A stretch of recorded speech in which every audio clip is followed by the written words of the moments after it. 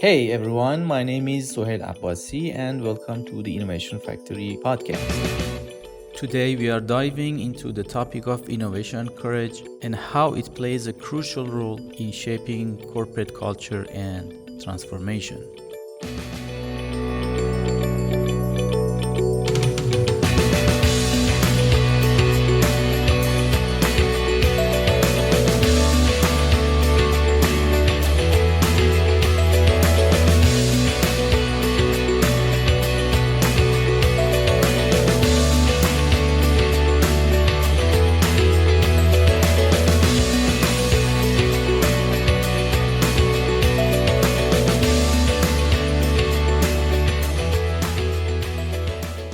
What exactly is innovation courage?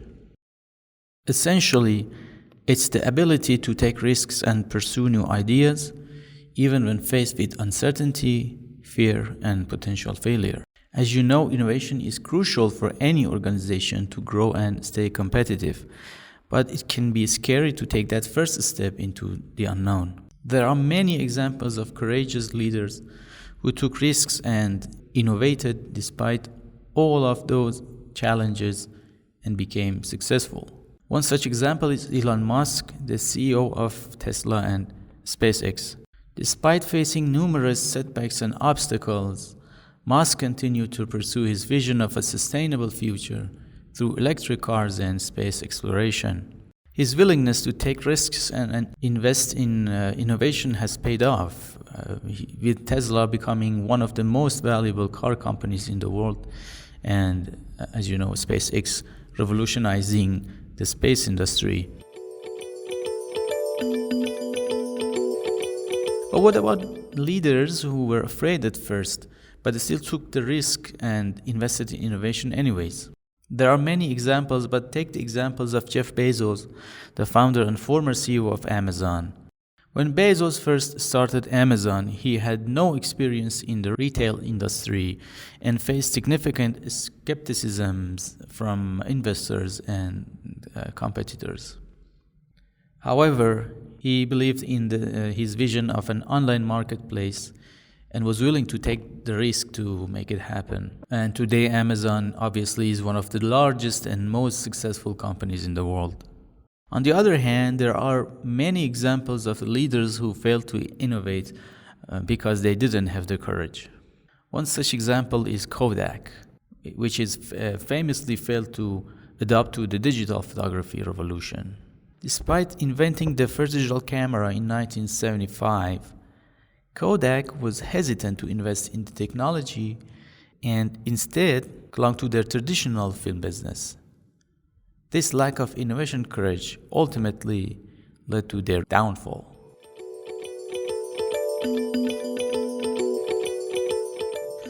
So, the most important question is, what kind of courage should a leader possess in order to be able to overcome that fear of failure and start investing in innovation?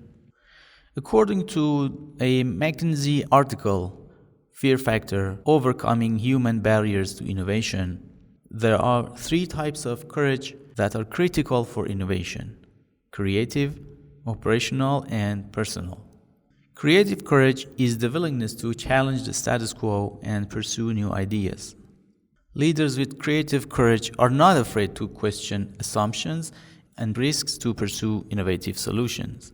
This type of courage is what drives innovation forward and creates new opportunities for growth. Operational courage is the ability to implement and execute on new ideas, taking calculated risks and making difficult decisions in order to bring innovation to fruition.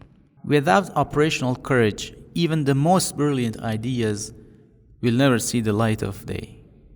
And personal courage is the ability to withstand the personal and emotional challenges that come with pursuing innovation. This type of courage involves being able to handle the stress, uncertainty, and potential failure that comes with taking risks. Beyond these 3 types of courage, I think one of the most important types of courage is the courage to let go of the past. Many companies have what are called cash cows, which are those tried and true products or services that generates the majority of their revenue. But the question is, what happens when those cash cows start to decline or become irrelevant? This is where the courage to let go comes in. It takes real guts to recognize that what once worked may never work anymore, and to pivot your business model to find new revenue streams, or what I like to call new calves. And that's essential for any company that wants to remain competitive in today's rapidly changing marketplace. Let's take a look at some examples that had the courage to let go of their past and embrace new business models. Let's go back to Amazon. When the company first started, it was an online bookstore. But Jeff Bezos had the courage to let go of that limited scope and embrace a much broader vision. Today, Amazon sells everything from groceries to electronics.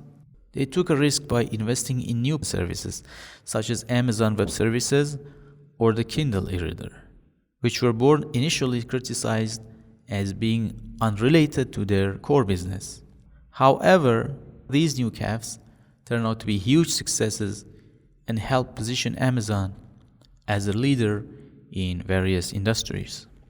It takes a lot of courage to let go of the past and embrace the future, especially when it comes to business models and revenue streams that have been successful for a long time. However, clinging to these cash cows can hinder innovation and prevent companies from exploring new opportunities.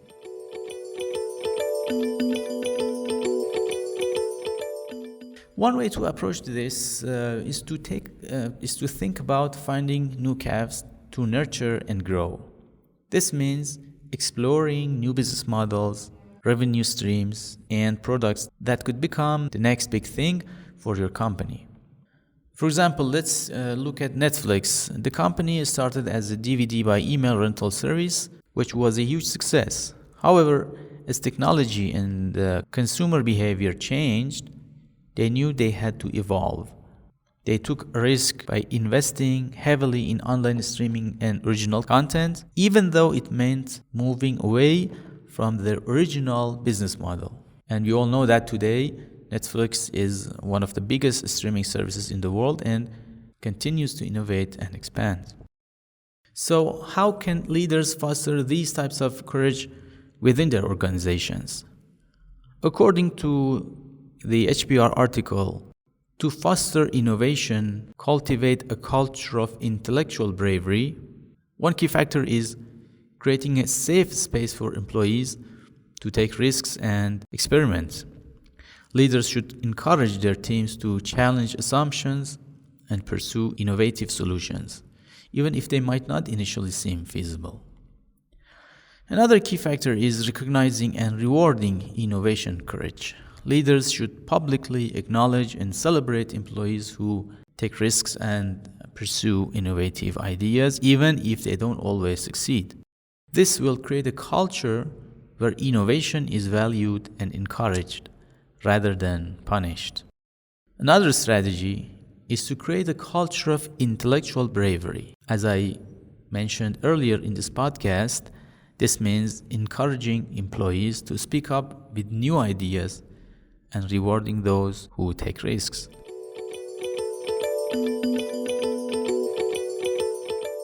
One important thing to remember is courage without attention and dedication is not going to work in innovation.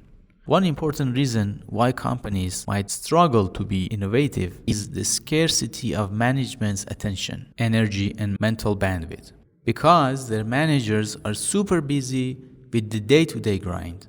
They're so focused on short-term goals that they don't have time to think about new ideas or give their people the attention, energy, and resources they need to innovate. If a company wants to be innovative, they're going to make it a priority and give their people what they need to make it happen. That means having a team that's dedicated to innovation, providing training and development opportunities, and setting up processes that encourage trying new things and learning from them. One good strategy to do so is to create a separate innovation unit with the company. This unit can be tasked with exploring new business models, experimenting with new products or services, and developing new revenue streams. By separating this unit from the day-to-day operations of the company, it can be given the space and resources it needs to innovate without fear of disrupting existing cash cows. That's a wrap for this episode. I hope you enjoyed it and found it useful. Please help me spread the word and share the Innovation Factory podcast with your network. Until next time, let's make the world a better place through innovation.